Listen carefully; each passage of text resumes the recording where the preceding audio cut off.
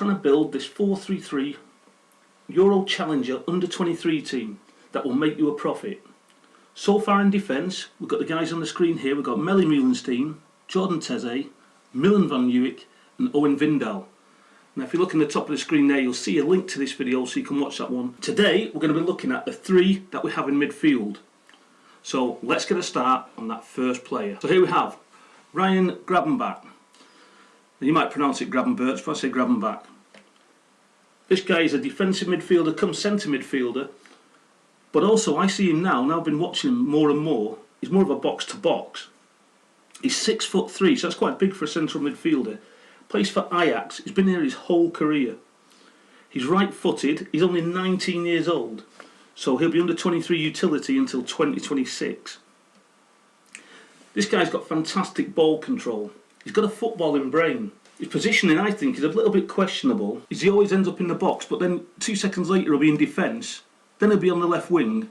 So although he gets around a bit and he's got a great engine, he just maybe needs to concentrate on his positioning just that little bit better and tie down that one place that he needs to be in. He's played 28 games this season with 5 assists and 2 goals, but plus also 4 yellows. He's got 10 international appearances for the Netherlands with 1 goal already, and he's only 19. He's played for the under-19s, and he started his career there when he was just 16 years old. So they stuck him in the under-19s when he was 16 years old. As far as I'm aware, Bayern Munich think that they've got this guy signed up for next season, but it's not sealed yet. Man United are trying to jump on this as well, with Ten Hag going to United. They'll probably try and get hold of Gravenbach. But also, he's also stated that he's quite happy if he stays where he is. Now, when you look at the Dutch midfield and the national team going forward, I mean, this is just one guy that's going to get into that. The other guys you've got there, the likes of Koopmeiners, we've got De Jong, we've got Danny van Beek. You know, it's going to be quite a strong midfield, and I see him in the Dutch team for the next few years. Once he breaks through and starts playing regular, I think he'll be there for quite a while. Now let's have a look at the price of this guy for his limited card. And his last one went for £298. Now you might say that's quite a lot, and I'm trying to get players that are going to make it in the future. But this guy, I think, even though it's £298 at the moment, I think it's going to go even higher. I think this could be worth at least £700 to £800 for this man. Once he's established himself properly, he's doing that at the moment in the Ajax team. But once he establishes himself properly in there, he's playing every single week and he starts getting comfortable and adds some goals to him, I think it's going to be like £700 to £800, something like that. Okay, looking at Gravenbach's overall scores. This is the scores he's got since the game started, basically, and they started scoring him. And you'll see him down here, hitting all the 90s, the 80s. Granted, he has got a few smaller marks here. He played 59 minutes there, I mean, but in general, a good average. Even hitting 100 just recently as well. But again, you look at his overall scores, 24 at between 40 and 50. That seems to be where he sort of gets most of his points, between the 40s and the 50s. But he's had a good run in the team recently. He got injured for a few weeks, I think it was, and lost that momentum to get back into the team. But now he's broke back in again and he's starting to settle down. If we have a look at his average scores then, his last 5 games, 66, and played 100% of them games. The last 15 scoring 53 with 93. And his last 40 games, for a 19-year-old playing for Ajax, have 50 and played 90% of the time. Now a lot of these would have been as a substitute whilst he was breaking through into this side. But I see this guy here for quite a few years. So he is my number 1 midfielder prediction to earn you money and a profit for next season. Ryan Gravenbach, Ajax. So the next player that we come to then is Hackin Evien. Now if you've followed my Twitter account, you'll see that I really do like this guy, and I have gone on about him for a while now. So a lot of you will probably know him just from us talking about him. However, he's 22-year-old. He's left-footed, although he plays mostly on the right of midfield. Although he can play up front as well, and he can play on the left, so a bit of utility again from that. He plays for AZ Alkmaar. He's Norwegian. He used to play for Bodo Glimt, and he did once get Player of the Year there at Bodo Glimt just before AZ bought him. So obviously they saw something in him. He's let's have a look. He's played how many times now? He's played at every level, international-wise, for Norway, including just recently his first full cap for them. So although he's 22, he's still a young lad. He's still trying to find his way, but I think he's going to be a big hit, this lad. Even Matt Bride Ace has talked about him, about how good he thinks he's going to be, so can't be that bad, can he? He's decent with long balls and pretty skillful as well. The problem he's played 15 games so far this season, but only started 6 of them in total.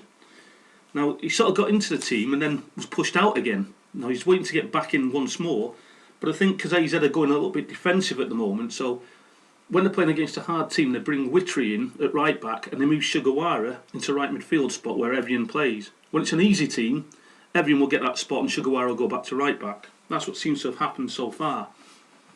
You'll see here now, this is where I think is going to be a bargain. It's £12.94 now. I mean, I can't believe you're getting this guy for £12.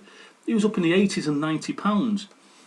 Now, his last 5, granted again, quite low, 31, he's only played 60%, it says there, so as we know, he's not been getting in the team lately. Last 15 of 45, and last 40 of 41. Like I say, he's not getting in the team, but I think he will do next year, especially when Carlson leaves as well. Carlson will probably be on his way somewhere. Evian's there to fill in. No transfer news on him, but again, City and Man United were both looking at him. A while back, before he went to AZ, they were sort of scanning over him to see what he was like. Now you can see his prices here.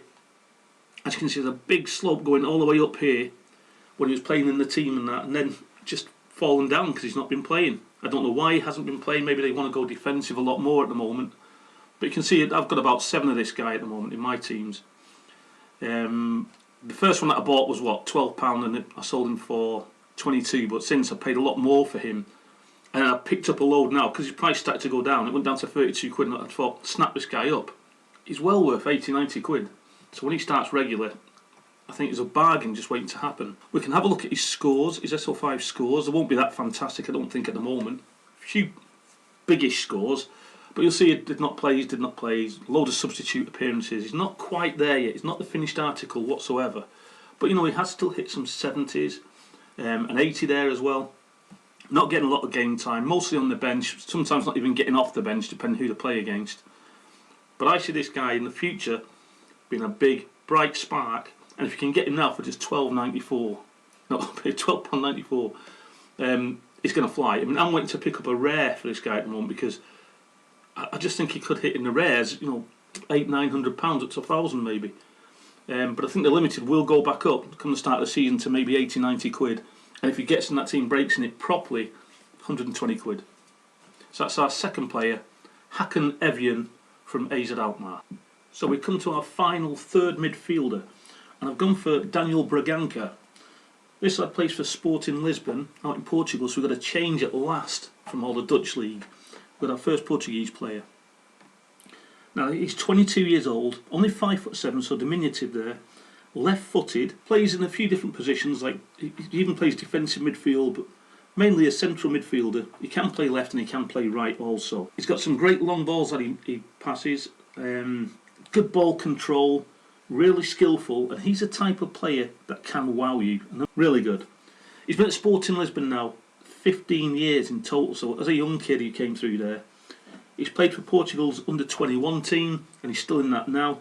And he played in the European Championships when they were semi-finals last year, I think it was. This season, he's only played 23 games and only started 4 of them. I can't understand this. I thought he would have played more, but such good youth at the moment out in Portugal. But he's played them 23 games, started 4, 2 goals and 1 assist, and 3 yellows. He only plays on average 29 minutes per game. So he's not getting big scores, he's not getting big time on the pitch, but I think he's just waiting to break through. We've seen it happen with Fabio Vieira. He's about to get through into this team. I think next season will be a big season for him. Now, transfer-wise, there's nothing. I can't find anything on him at the moment. But his manager, or coach, head coach, has said that he thinks he's going to play a big part in next season. So he's earmarked him as getting into this team, as far as I'm aware. Looking at his prices, it's been up and down this look with his prices as he gets in the team and then gets pulled out again. From the very start, I bought one right at the start here, and I bought one for £19. Managed to sell for £29. This is when I was trading a lot at the very start, before I got into the SO5 side of things. Then I also bought one at £60 and sold him for £73. So that was the highest so far that he's sold for. So he has been up there. He's been in the £70.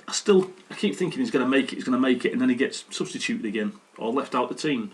And you see now his prices are going down and down and down and down until he's now at the bottom of £32 on average over 3 days. £36 is his floor price. So you can get him really cheap. I just think, without a shadow of a doubt, he's going to get into that team and he is going to make you money at the start of next season. Looking at his scores, again, these scores won't be that high, but these are players that will make you money, so that you don't expect 70s and 80s from him, or it won't make you any money. So his SO5 scores then, let's have a look at all of them, and you can see that he's averaging 30s and 40s because he's sub all the time. But when he does get in the game, you see here 60s, 60s, 70s, even 100 there as well. But then again, just dropped and not getting in. I don't know if he's not liked by his manager this season, but next year, different story, I think. A massive player to look out for, and one for the future. And of course, he's going to be international before long. He's with the under-21s now. He will break into that side. They've got some great players there, haven't they? Portugal, with the Conceiçãos, the Fabio Vieiras, the Ferreiras. There's just so many of them coming through. So a decent, I think, chance of Portugal doing well again over the next few years. So that is my third and final midfielder, Daniel Braganka from Sporting Lisbon. So here we have it in summary then. These are our under-23 midfielders for the Challenger League that I think will make you money. We've got our first one, a bit expensive, a bit more than the others, but it's Ryan Gravenbach. Then we've got Hackin Evien and Daniel Braganka. Names that you might get a bit more familiar with next season when they break into their teams. Of course, I think most people know Gravenbach now, which is why he's a bit more expensive. But he can sit in the holding role, and you've got Evien and Braganka in front of him, or he can go into the attacking midfield role with them two just mopping up in the midfield. So that's my 3 midfielders to add to the other players that we've already picked.